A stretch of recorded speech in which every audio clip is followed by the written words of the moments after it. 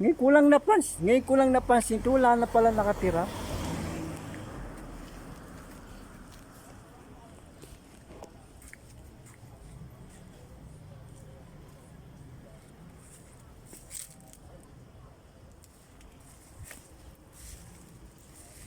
Kasi hindi tayo makakapasok dito sa loob eh. Dito na tayo sa labas. Yo! Tabi-tabi po. Explore lang.